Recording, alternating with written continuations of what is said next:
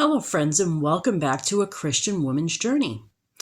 I am still feeling a little bit under the weather today, still with the sore throat and the stomach ache and the cold symptoms, but again, I felt compelled to talk, so I wanted to make this video. Again, it's a rather serious subject. It's about parenting, and especially as we parent our older children, even our younger adult children. I'm going to talk about a subject I don't usually talk about because I don't usually think in these terms. But what do we owe our young adult or even older teen children? Like I say, I usually don't think in those terms. I don't think in terms of what somebody owes me.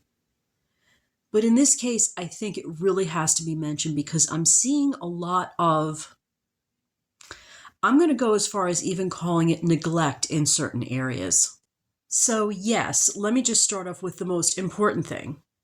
You owe it to each of your children to do everything in your power, everything possible, to help them know who the Lord Jesus Christ is, to bring them to a saving knowledge of Him, because that is going to be their foundation. It is the foundation of everything in life.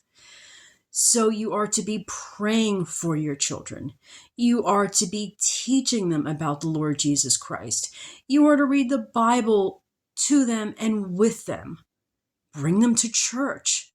Make it a central part of their lives. Make sure that they know and understand what salvation is and how important it is to be saved. So when I was a homeschooler, one of the subject areas that I taught, I termed life skills. And really life skills, you can think of it as everything you need to learn to take care of yourself, function in society, everything from just basic care of yourself, your person. It could be as simple as brushing your teeth, to learning to cook, to learn something about budgeting. It's everything that you are going to need to know how to do in life. And obviously you tailor that to your child's age.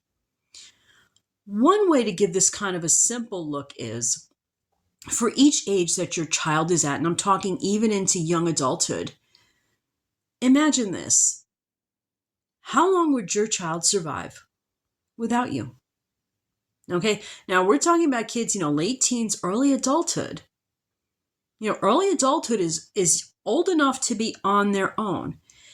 If, heaven forbid, you died tomorrow, where would your child end up? Now, some of you are probably saying, you're crazy. Of course, we've already taken care of this. Then I'm not talking to you. I'm talking to the people who have kids. Okay, they're late teens. They have no clue about anything related to adulthood. They've been infantilized their entire lives, or even they're young adults or into their adulthood, and really still could not survive on their own. Okay, part of your job is to make sure. Now, think about this. As Christians, we think very intergenerationally, right? Part of your job is to make sure that you have trained your child in every area and really prepared them to live and do well and to succeed for long after you're gone. Okay, one of my kids is 18, one is 19. They are right now in their lives, they do have some skills, but they are attaining the skills that they are going to need to make it through the rest of life.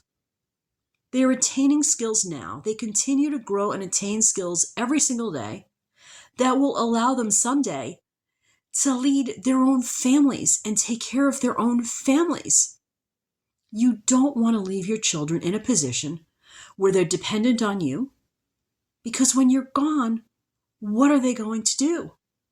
Okay, it's just part of parenting. And I look around and I don't always see it happening. And I get very worried, very concerned for the kids.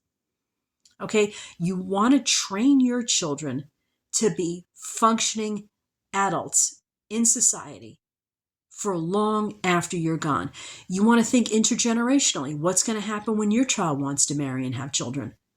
Is your child going to be ready to be a parent and to lead a family? What do I often see this going hand in hand with?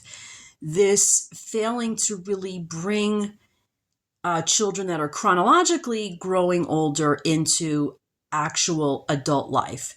It goes hand in hand with parents who they're really often very focused on themselves and their own lives and whatever it is they're doing.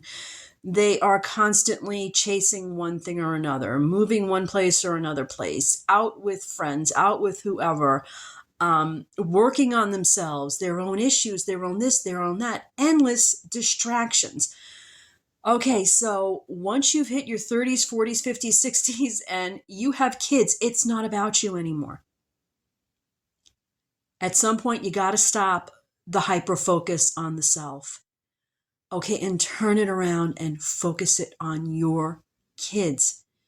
Like I say, getting them, this is what we owe our kids. And I don't say that lightly. Okay, like I said before, I don't think in terms of what people owe other people, but this is something I'm seeing so lacking. What you owe your kids is to be able to survive and thrive long after you're gone, to be able to marry, have children, lead their own families, and to someday spend eternity with the Lord Jesus Christ. Okay, thank you, friends. I will talk to you later. Love and light, friends. Goodbye.